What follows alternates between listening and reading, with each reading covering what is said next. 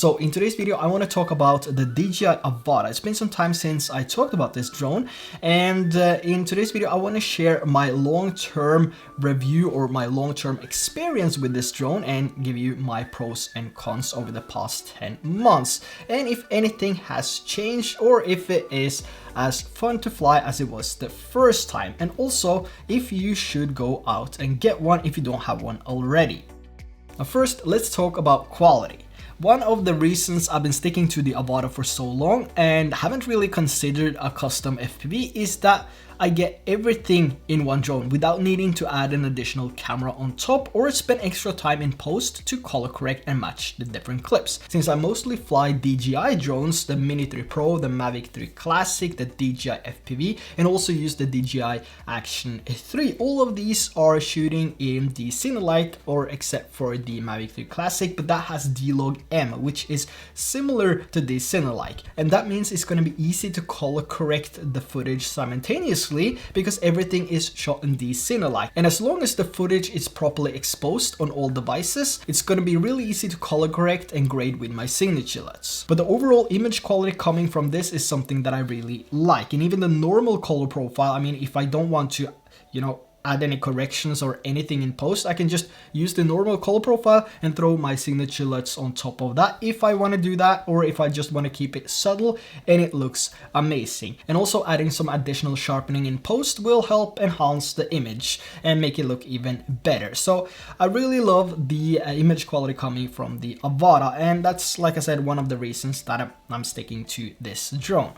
Now, another reason I really like the AVATA is the complete package you get, ready to fly right out of the box. And you also have 3 different options now, depending on where you buy the AVATA, but you can get it with the goggles V2, the goggles 2, and the goggles Integra with the motion controller 2, or if you just want to go with the goggles 2, you get the motion controller 1. But it really helps having the FPV controller. Luckily, I had that from my DJI FPV drone, but it's highly recommended that you get this. Even if you're gonna fly in normal or sports mode, you will have much more freedom, because once you master that and you practice some FPV simulator, you can go straight over to manual mode and practice that, and you will have a much better flight experience, in my opinion.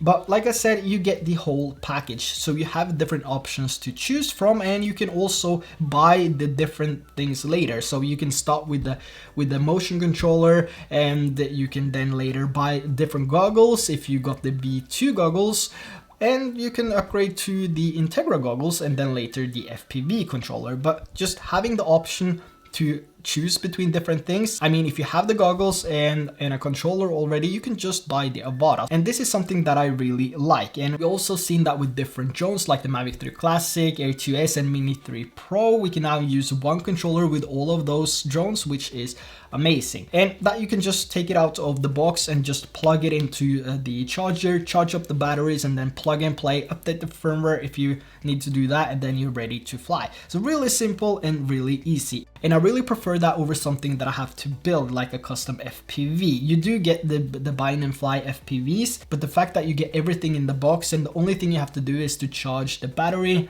and then everything should be pre-bound to the AVATA, and you can just start flying, is something that I really appreciate that we see in DJI products. Now let's talk about batteries. Batteries is one of the crucial parts about flying FPV, because you have a lot of fun when you're doing that, and you want the batteries to last for as long as possible. And the DJI batteries are really expensive compared to other custom FPV batteries. But I'm getting about 11 to 12 minutes in manual mode, even up to 14 minutes. It really depends on how far you fly and how fast you fly. So if I'm going to fly out and record something which is, like 500-600 meters out, I want to get there as fast as possible, and that will drain some battery. And by doing that, that means I will have less flight time out there, because I also need to return to home. That's one of the reasons that I always drive or get as close to the area I want to fly FPV as possible, because that means the closer you are to your takeoff position, the more battery time you will have before the initial return to home kicks in. What I really recommend is that you get at least 3 batteries in total, and then a powerful power bank, which can use the batteries a few times, so we have a couple of hours of flight time, and then also a car charger. Personally, I use the DJI car charger, which is amazing, by the way, and this allows me to charge the batteries as well as charge the power bank. So when I'm driving around and once I reach the next location, my power bank is probably not fully juiced, but it has some power to it, but the batteries are usually full, which, you know, gets me going for at least 40 minutes. And once the first battery is out, I just put it into the power bank, and then, you know, it keeps on charging while I fly. So that's also something to consider if you want to proceed into this hobby. You need at least 3 or 4 batteries. Personally, I have 5 batteries, and I can say that I don't really have a downtime with the 5 batteries because I keep them charged all the time. And usually I bring 2 power banks, so I have almost the entire day of flight time. And the same thing goes for normal and sports mode. You can easily get close to 16-17 minutes if you fly in normal mode and sports mode, but again, it depends on how far away you fly from the home point. So the closer you fly, the longer flight time you will have. But overall, getting about 11, 12 or between 10 and 12 minutes of flight time in manual mode, you know, I don't mind that. Usually I capture everything I need to capture within a few minutes, and then I go to a different location. So that means one battery usually lasts for 3 different locations, which is quite awesome actually. If I'm just gonna fly and have some fun, well, yeah, then 10, 11, 12 minutes is more than enough for me personally. I don't know about you, but for me it's actually decent, and like I said, getting a few extra batteries won't hurt. Now let's talk about traveling with the AVATA. I recently went to Hawaii, and one of the things I was really excited about when I first got this was to fly this in Hawaii. And like always, when DJI is launching their products, it's usually winter season here in Norway. So up until now, I've basically been filming everything which is either white, gray or dead. And I was really excited about this trip to finally be able to film in a more tropical environment, which was amazing. And also traveling to Hawaii here from Norway is like 30 hours and 3 different planes. And it wasn't really a big deal traveling with the AVATA. I was able to fit everything perfectly in the backpack, fully organized, because it's such a small drone. It's 410 grams, and it has the prop guards to keep the propeller safe as well.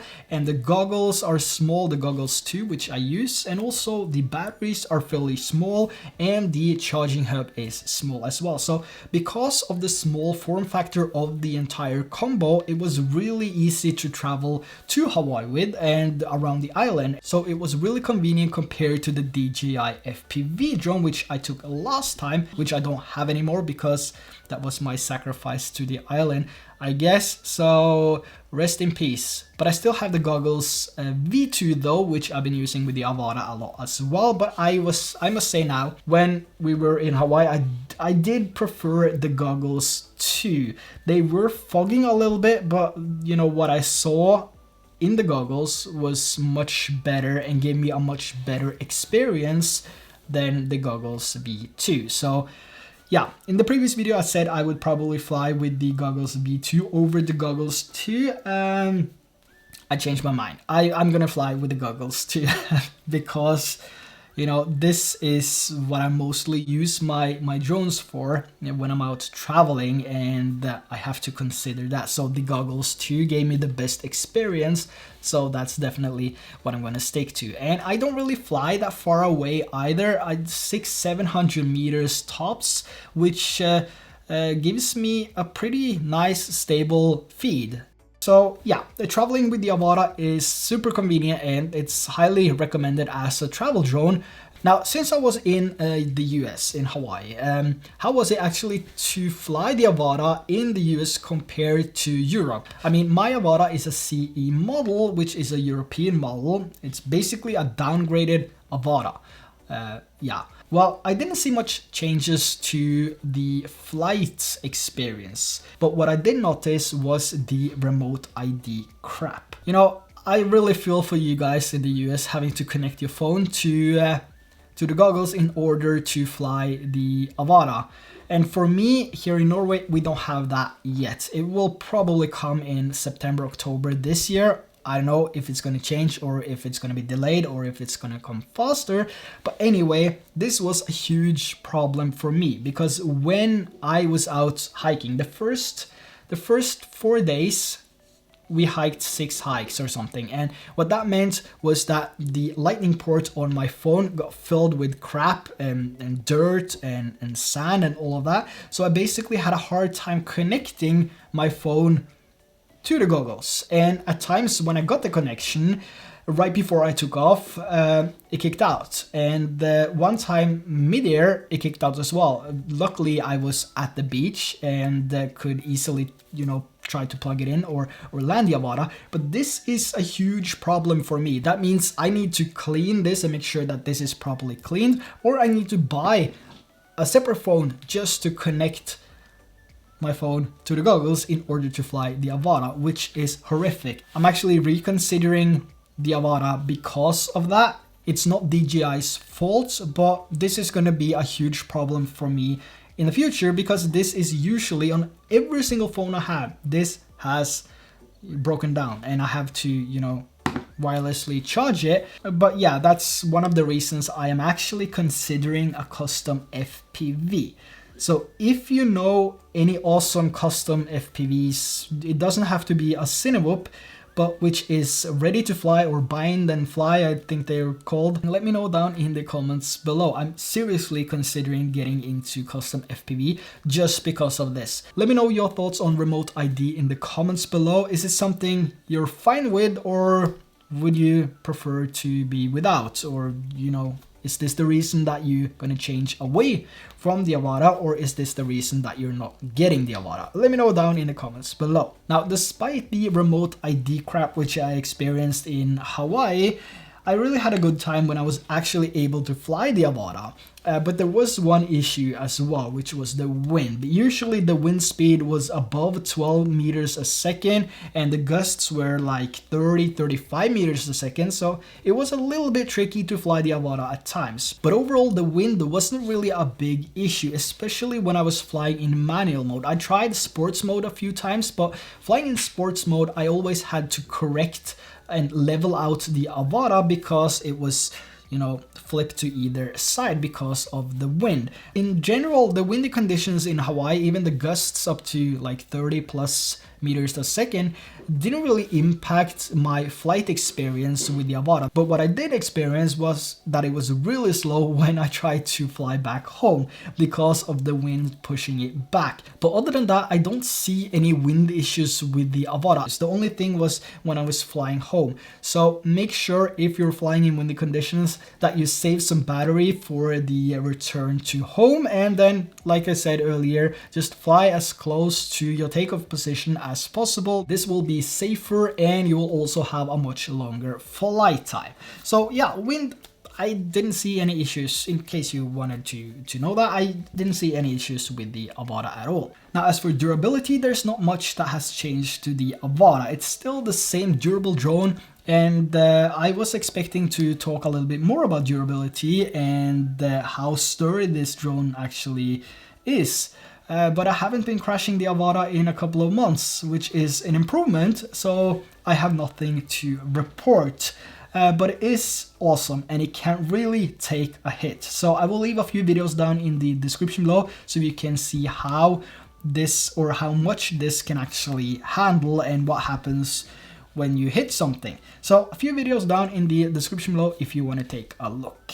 Now, I've been making a lot of videos with the Avata, and there's only so much I can say without repeating myself, but the overall experience using this is on a whole different level than flying the Mini 3 Pro. And I do prefer the Avata over the Mini 3 Pro and the Mini 3 Pro over the Mavic 3 Classic, because the Avata is giving me a different flight experience, and it's the immersive flight experience and the close to action feel you get, and at times it gets really scary when you get really close to the action, but the overall experience of flying this is much more satisfying than flying a normal standard drone. But what I really love is to fly at the coast, and there's no better coast than Hawaii in my opinion. So I had a really great time when I was using this. Unfortunately, the remote ID crap, you know, prevented me from flying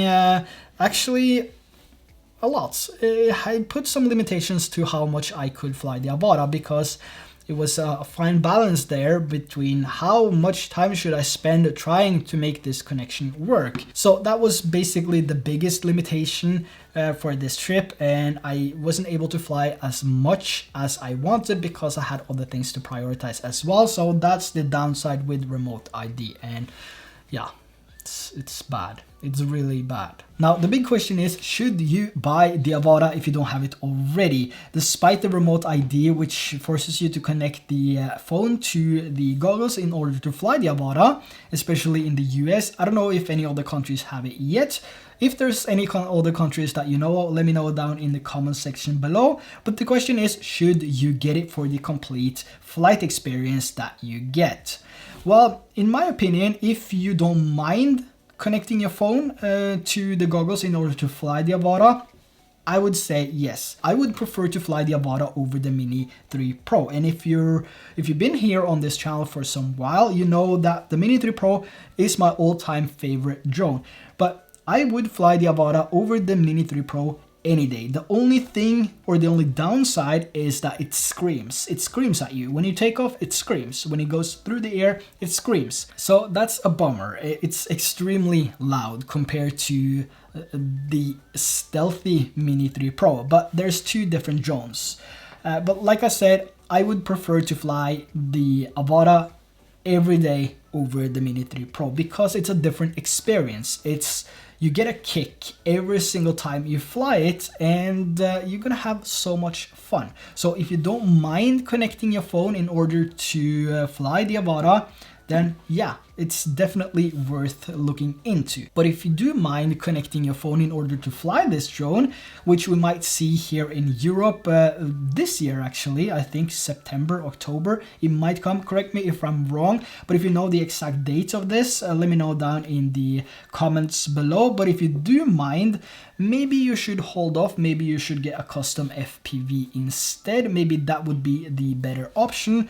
And if you're unsure of whether you're gonna use the Avata or not, and you don't really care about if you have to connect the phone or not, then maybe go for a smaller FPV drone with like these ready to fly kits, which includes goggles as well, and then see if you enjoy flying that tiny drone. But keep in mind that the image feed and what you see in the goggles is terrible compared to what you get with the goggles too. And then also you can practice some rounds in the FPV simulator, either on your phone, or if you have a computer, then you can get the Liftoff, which is an amazing FPV simulator.